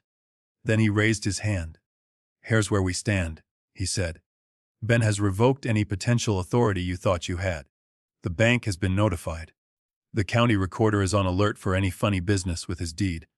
If you attempt to move against him now, to pressure him, to contact his doctors, to file anything in court suggesting he's incompetent, we will respond by delivering this entire file to the appropriate authorities. And we will pursue a protective order if necessary. Greg's jaw clenched. You think you can scare me with threats, he said. I know how these things go. Judges don't care about old men who can't handle their own business. They care about keeping things clean and efficient. Do you really want to test that? Mr. Diaz asked quietly. With recordings that make you sound like you're counting the dollar signs in this man's floorboards. Greg's mask slipped then, the nice guy veneer cracking wide enough to see what lay underneath. He turned to Michael, eyes flashing. After everything I've done for you, he snarled. All the money, the connections, the doors I opened, and you sit there and let them talk to me like this. Michael flinched. I didn't know it was like this, he said. Greg, you didn't tell me. I told you enough, Greg snapped. I told you your father was a liability, that he'd drag you down if we didn't organize things. You were fine signing then. Don't grow a conscience now. The room went very quiet. I turned to my son. Really turned, like I'd been half looking at him for years and was just now forcing myself to see what was there. I may not be the man who bought you season tickets, I said, my voice low but steady, but I'm the one who sold his tools so you could fill out that first semester's tuition. I'm the one who took the night shift and the weekend overtime so there'd be lights on when you were scared of the dark. Don't you ever say you didn't have a father. He stared at me, eyes shining wet now, the composure cracking. Dad, ate what point? I asked the question I'd been carrying since that graduation stage. Did I stop being your father, Michael? Was it when Greg drove up in his nice car? When he took you to those ball games I couldn't afford? Or was it when he started telling you I was a problem to be managed instead of a person? He opened his mouth, closed it. I thought, he managed. I thought you needed help. You were so angry all the time. You'd forget things, Mom said. Your mother and Greg built a story, I said. About me. About what I could and couldn't handle. And you believed it because it was easier than asking me what was really going on. Tears spilled over now. He didn't wipe them. He just sat there, looking younger than he had in years. Caught between the man who'd fed him and the man who'd raised him. Mr. Diaz cleared his throat gently. For the record, he said, sliding a document toward me. This is Mr. Carter's updated will. He has named a neutral executor, someone not related by blood or marriage. He has removed any bequest or authority that would directly benefit Greg Carter. As for Michael, he looked at me. I nodded. A's for Michael. He continued. There is a modest provision. It is contingent upon his not contesting the will and upon there being no findings of his involvement in any exploitation of his father. In other words, his inheritance is dependent on his behavior from this point forward. Michael stared at the paper like it was something radioactive. So that's it? He asked hoarsely. You're cutting me out? I'm giving you a chance, I said. A chance to decide who you want to be, not Greg's shadow. Not my victim, your own man. But I won't leave my house, my work, my life in the hands of someone who thinks they can rewrite me out of it while I'm still breathing. Linda made a strangled sound. Ben, she said, you can't. I can. I interrupted. And I have. You have no legal standing regarding my assets anymore, Linda. Whatever story Greg sold you about streamlining, that chapter is closed. Mr. Diaz slid another paper across the table, this time toward Greg and Linda. This is a non-interference agreement, he said. If you sign it, you both formally acknowledge that you have no claim on Mr. Carter's property or accounts, that you will not attempt to obtain authority over his affairs, and that you will not contact his financial institutions or medical providers as his representatives. You also acknowledge that any violation of this may be used against you in a civil or criminal proceeding. Greg pushed the paper back with one finger. I'm not signing that, he said. You think you can bully me into this with a few out-of-context recordings. Please. You're free to decline, Mr. Diaz said. Just understand what that means. Declining doesn't give you power. It just means we move forward under the assumption that you intend to keep pressing, and we'll be prepared to press back. With everything we have. Greg's eyes darted to the small speaker, to Carla's calm face, to the stacks of documents. For the first time since I'd met him, he looked unsure. He stood abruptly, chair scraping across the floor. This is ridiculous, he said. You're all insane. Ben, you're letting some shyster lawyer and a nosy neighbor turn you against your own family. I stood too, slow and steady. No, I said. I'm finally letting myself see what's been happening.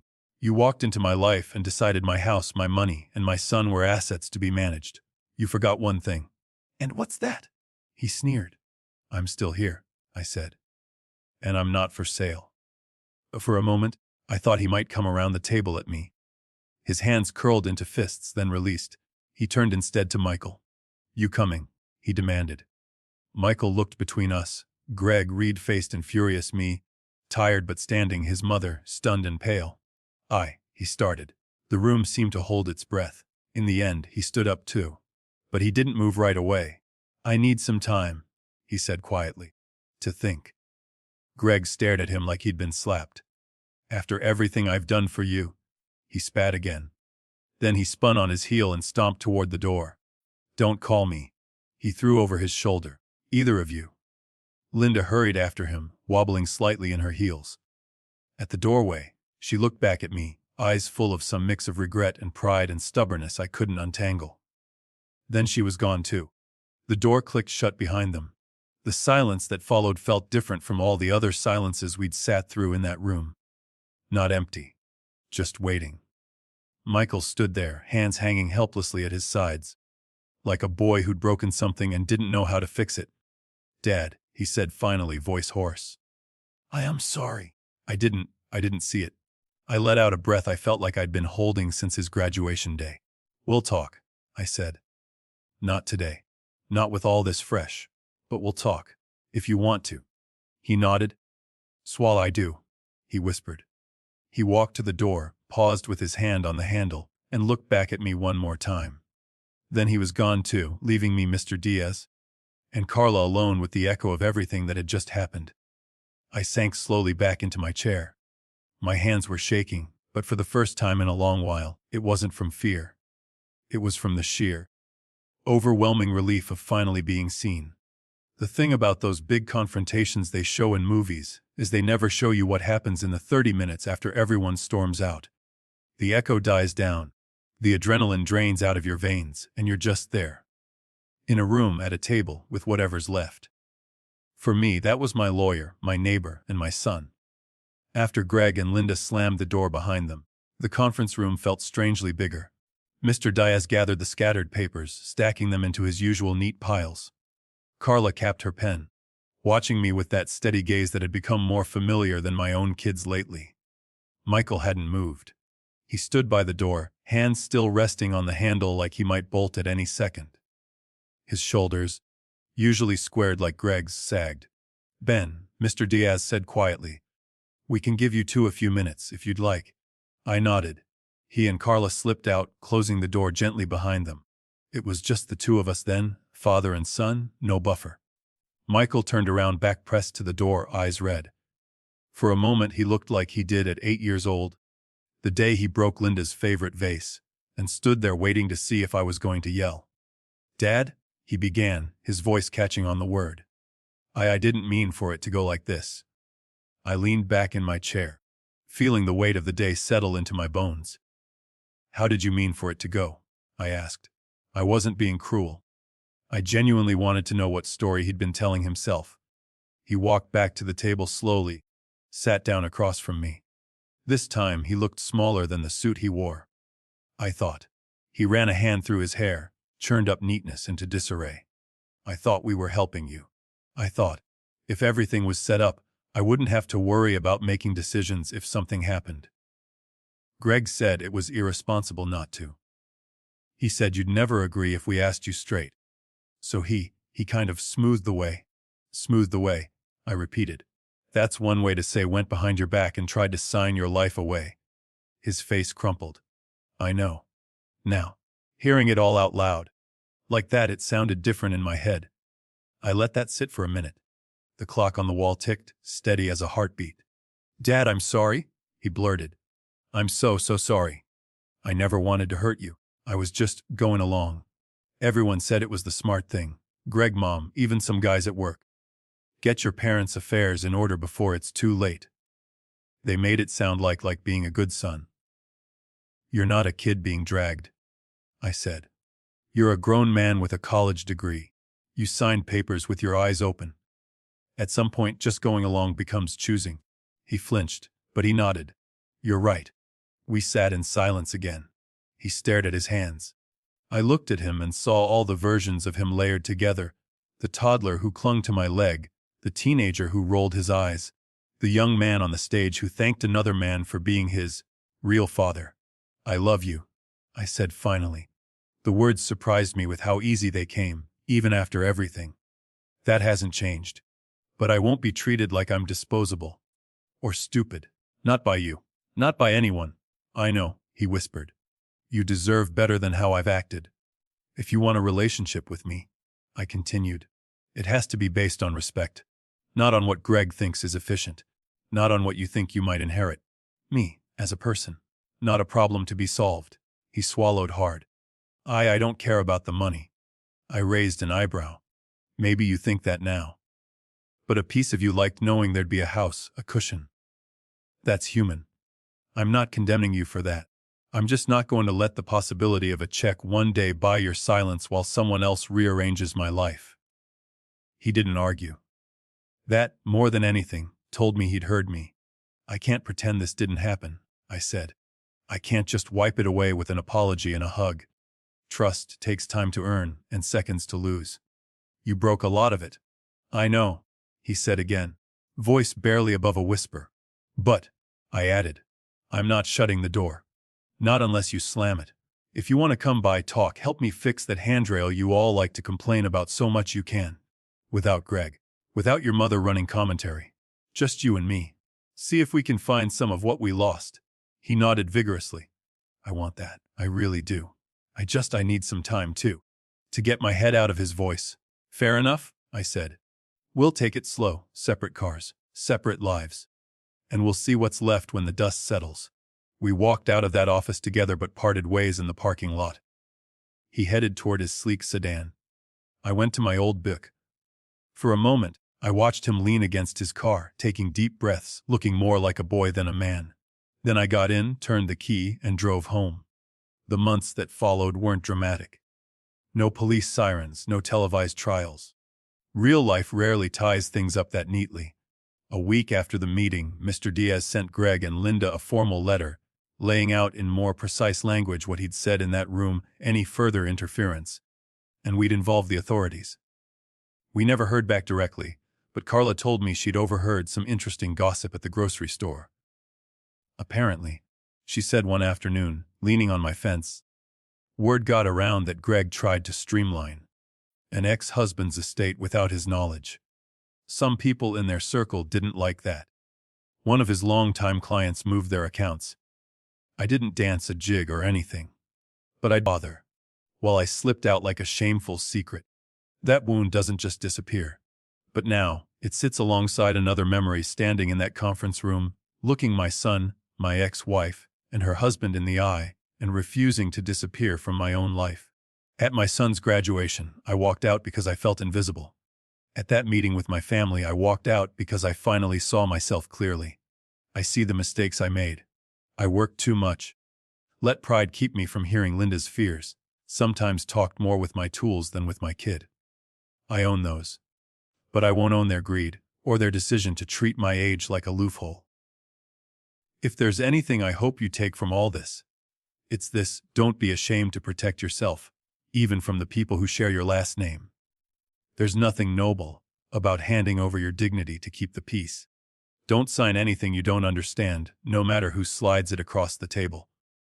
If someone rushes you, tells you it's just a formality, that's your sign to slow down and get a second pair of eyes. And remember, real family, the kind that earns the word, is made of the ones who stand with you when you set boundaries, not the ones who get angry when you finally draw a line. Greed doesn't always show up with a gun or a mask. Sometimes it comes in a nice suit and calls itself help. Respect for elders isn't about pretty speeches at a podium. It's about how you treat them when there are no cameras, no crowds, no inheritances on the line. Blood may make you related. Loyalty and honesty are what make you family. If you were in my place, would you have cut your own child out of your will after something like this? Or given them another chance the way I did? I still wonder, some nights, if I was too soft, or just human. And have you ever felt that someone in your family treated you differently because of money or inheritance? Maybe they were a little nicer when they thought you had something they wanted, or a little crueler when they realized you didn't. How did you handle it? If my story reminded you of something you've seen or lived through, share it. There's more of us in these situations than people like to admit. I read as many stories as these old eyes can handle. And if you want to hear more true-to-life stories about family, money, and the hard lessons we sometimes learn too late, you know what to do. Stick around, share where you're listening from, and don't forget to speak up when your own story doesn't seem right. Sometimes, that's where everything starts to change.